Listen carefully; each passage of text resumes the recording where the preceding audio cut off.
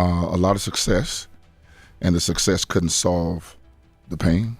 And so once all the breakdowns started to accumulate, I started realizing this stuff is just a Band-Aid. What happens when a church leader publicly names what everyone is silently suffering, dark thoughts, and invites thousands to confront it openly? Dr. Joel Tudman shattered unspoken rules, transforming a sacred gathering into a safe space where vulnerability replaced silence. Behind the altar call lies a deeper story about how shame, not just illness, drives many away from help and into isolation. Could one bold moment actually change how churches respond to suffering forever? And what does this mean for leaders carrying unseen burdens, too afraid to speak? The unprecedented altar call. In a world where church gatherings follow strict protocols, what happened when Dr. Joel Tudman took the stage that day was anything but ordinary. Altar calls at large conventions like AIM are usually choreographed moments tied to salvation, healing, or rededication, often carrying an unspoken rhythm understood by everyone in the room. Yet, Dr. Tudman broke that rhythm by openly naming self-harm and negative thoughts, words that rarely surface in these sacred spaces. By doing so, he shocked an entire demographic often steeped in silence about mental health struggles. This altar call was remarkable not just for what was said, but for how it was received. Thousands of pastors, missionaries, and church leaders, many of whom travel annually to this event, faced a rare invitation to admit something deeply personal and stigmatized. Normally, admitting to deep emotional struggles risks social stigma, loss of leadership roles, or judgment. Instead, Dr. Tudman removed that cost, assuring the room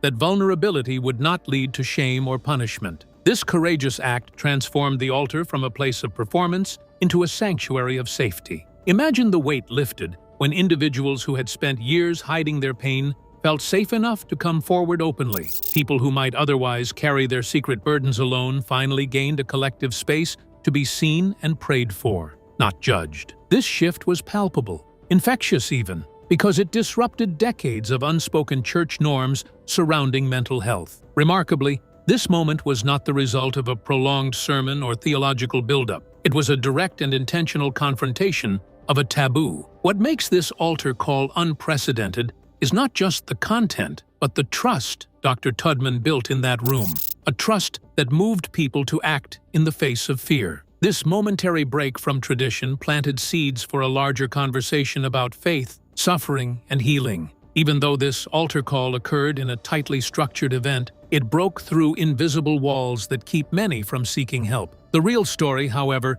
goes beyond this particular event and begins to unravel why such honesty is so necessary within faith communities. This moment also raises challenging questions about what it means to minister openly and honestly in congregations that often prize outward wellness. It exposed how much pain lives beneath seemingly confident exteriors in church leadership and membership alike. The act of naming deep emotional struggles created a ripple effect that challenged the usual narratives of strength and spiritual success. What comes next is a deeper dive into those narratives, the church culture that shapes responses to mental health.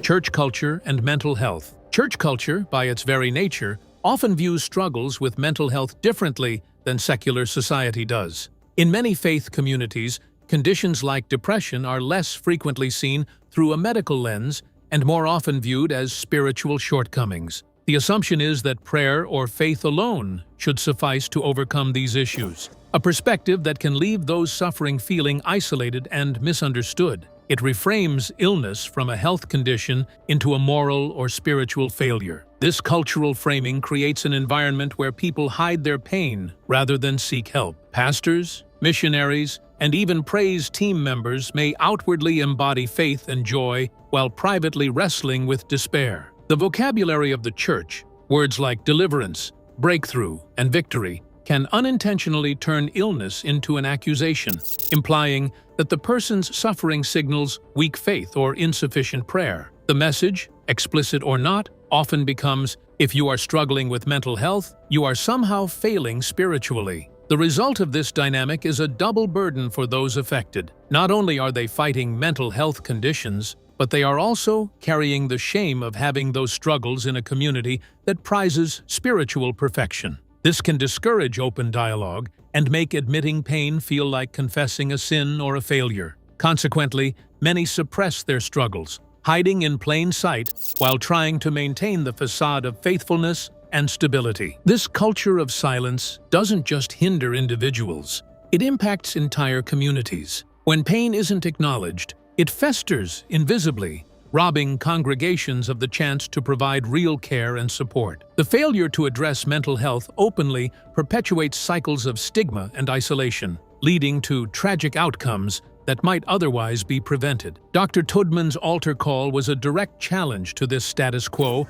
demanding honesty and compassion where there had been silence and judgment. Getting how the church's role fits into this challenge means looking, pretty honestly, at the way its teachings and everyday practices shape people's attitudes toward mental health. Scripture does talk a lot about carrying one another's loads, but somehow those messages get pushed aside by these expectations of outward holiness. There's this constant clash between spiritual goals and real human frailty, and it can be this deep kind of conflict that many believers are living with day after day. A move toward vulnerability, like the one Tudman modeled, kind of nudges communities to face that mismatch in a more direct way, not just in theory. And this same tension also helps explain why a lot of church leaders, and members too, are reluctant to talk openly about what they're going through. They worry about looking weak or somehow less faithful or unspiritual. That worry gets worse in settings where faithfulness is basically treated like flawless living. No questions asked. It's exactly that reluctance that Dr. Tudman's altar call aimed to disrupt by naming in public what so many feel they cannot say. The effect of challenging these cultural barriers doesn't stop with one gathering. It keeps pulling people toward a different reevaluation of how faith communities actually support mental wellness. The next step is to untangle these feelings and recognize how they either drive healing or contribute to despair, setting the stage for the critical difference between guilt and shame. Shame versus guilt explained. At the heart of many mental health struggles is a profound misunderstanding between two often confused emotions, guilt and shame. Though the words are sometimes used interchangeably, their psychological impact is vastly different. Guilt says, "I did something wrong," and points toward change and repair. Shame, on the other hand, whispers, "I am something wrong," trapping individuals in a closed loop of self-condemnation and isolation. Guilt can be productive. It acts as a conscience, prompting people to acknowledge mistakes, apologize, and make amends. In religious contexts, guilt often motivates believers to return to the altar, to seek forgiveness and renewal. While uncomfortable, this discomfort is a catalyst for transformation and restoration. It carries with it an exit ramp, a way out through repentance and reconciliation. Shame offers no such exit.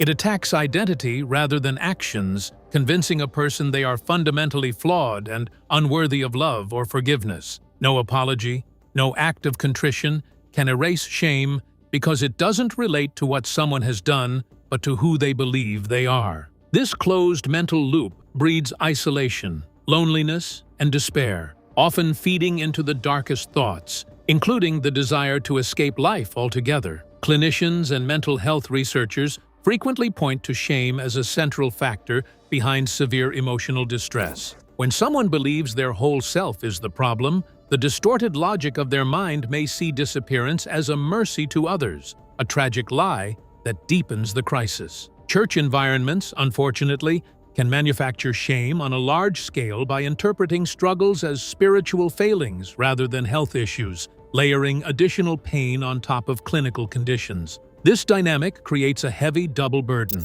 Individuals are not only contending with depression or anxiety, but also with the belief that suffering signals spiritual inadequacy. When faith communities respond with judgment or platitudes, instead of presence and understanding, they reinforce the shame. This often guarantees that people will keep hiding their pain, fearing the cost of revealing it publicly. The distinction between shame and guilt also illuminates why many resist seeking help, even when resources are available. Shame convinces them they don't deserve support, or that accepting help will prove they are bad believers or leaders. This internalized stigma is a silent slayer, perpetuating cycles of suffering in both church and secular environments. Dr. Tudman's altar call challenged this culture by giving people permission to break free from shame's grip. As the conversation begins to unfold, it becomes clear that embracing vulnerability publicly has transformative power. The impact of public vulnerability. When Dr. Joel Tudman opened the altar to speak so directly about overwhelming emotional pain, he didn't just raise a difficult topic, he changed the atmosphere of the entire room. Thousands of people, many of them leaders and mentors, were suddenly given permission to let down their guard and be honest about struggles they had long hidden. This moment of public vulnerability wasn't just symbolic. It was a breakthrough that allowed pain to be released instead of carried alone. People who had silently suffered felt seen and supported for the first time in a very public setting. This shift from silence to openness created a ripple effect that extended well beyond the altar. Individuals who walked forward that day left carrying less of their secret burdens because they had spoken aloud truths too often swallowed by shame. Instead of judgment or condemnation, they encountered prayer, empathy, and a sense of community. That safety gave them a rare experience of the church as a refuge rather than a stage for performance, fundamentally changing their relationship with faith and vulnerability. What makes this transformation so profound is how unusual it is in faith environments to encounter such acceptance around mental health struggles. In many congregations, people are expected to have it together and showcase their blessings. So, admitting pain can feel like an admission of failure. By breaking this pattern, Dr. Tudman challenged unspoken rules about showing weakness and invited everyone to bring their whole imperfect selves. This challenge to the status quo planted seeds for a healthier future, where honesty is welcomed rather than punished. This moment also revealed the power of removing barriers to confession before asking for honesty. By explicitly stating that coming forward carried no penalty, Dr. Tudman dismantled fears that often keep people silent. In environments that usually demand perfection, this was radical, a public assurance that vulnerability would be met not with rejection, but with care. This simple yet powerful act created a space where healing could begin, not in abstract promises, but in an immediate, tangible way. The impact of such vulnerability is also deeply psychological. It interrupts the isolating cycles of shame, replacing them with connection. When people realize others share similar struggles, the crushing weight of secrecy lifts. The collective prayer and presence at the altar reinforced that those struggles were not signs of spiritual failure, but shared human experiences deserving of compassion. This collective acknowledgement can redirect feelings of despair toward hope. This altar moment also held a mirror to how leadership roles often disguise hidden pain. Seeing peers and mentors come forward courageously helped break the myth that leaders must always appear strong. It opened the door for more honest conversations within ministries, planting the possibility that it's acceptable, even necessary, for leaders to acknowledge their own vulnerabilities without fear. This recognition could change not only individual lives, but the broader culture of ministry. This realization has the power to transform how faith communities, workplaces, and families support those in crisis, and reduce the isolation that so often accompanies suffering. Leaders' hidden struggles.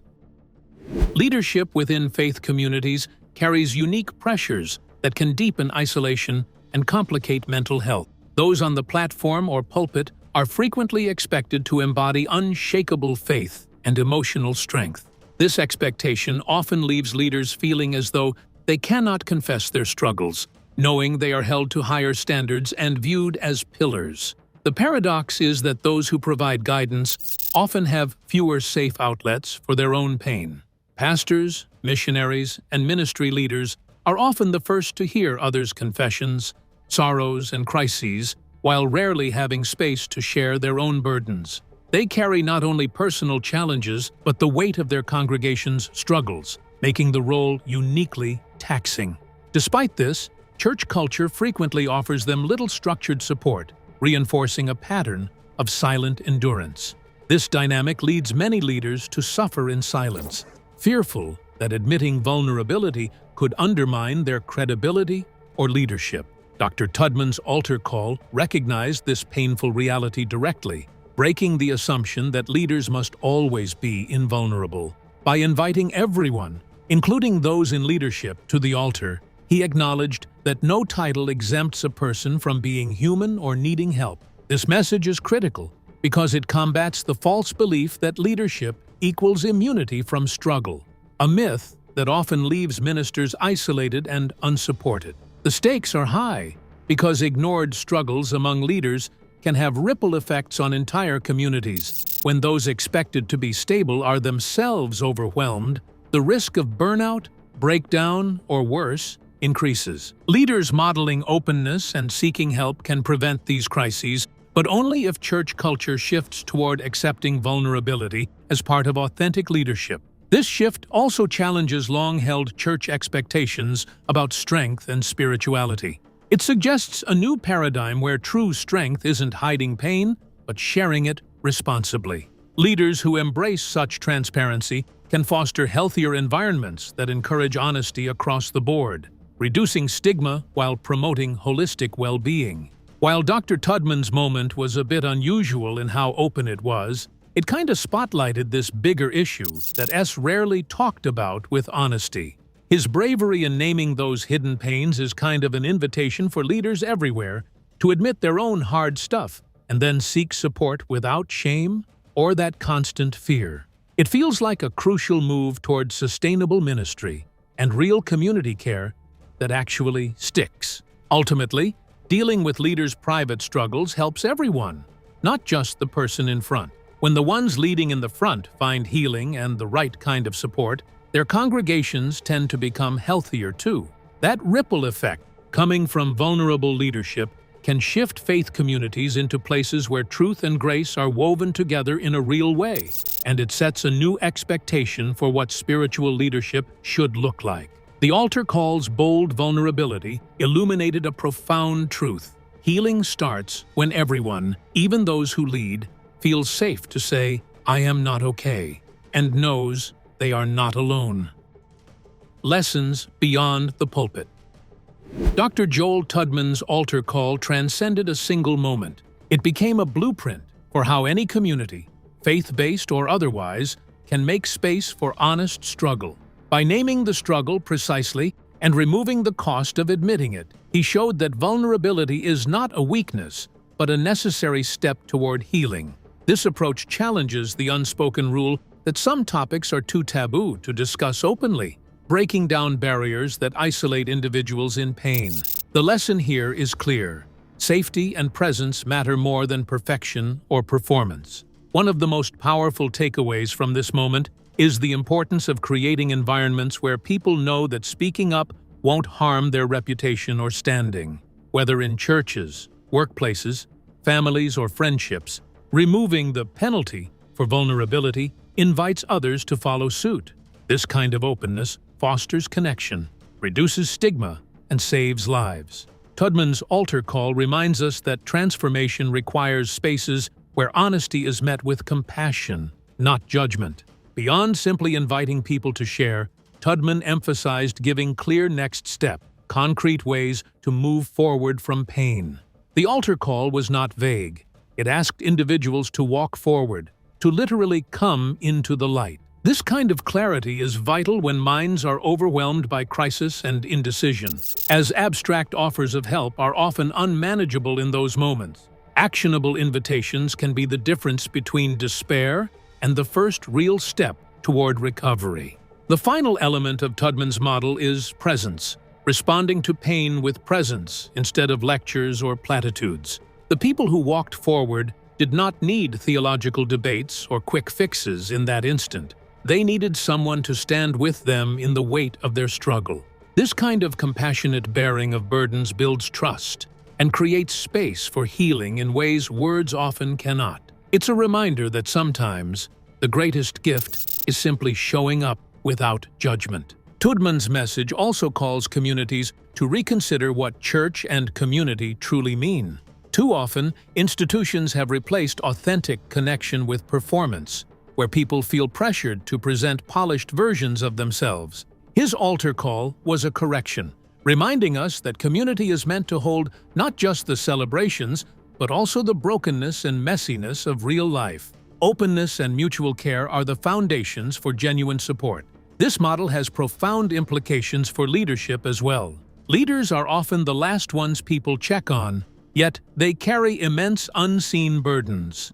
Tudman's message that no title exempts anyone from being human radically redefines what strong leadership looks like. Vulnerability is not the enemy of leadership, it is its essential companion, fostering environments where others feel safe to be honest and supported.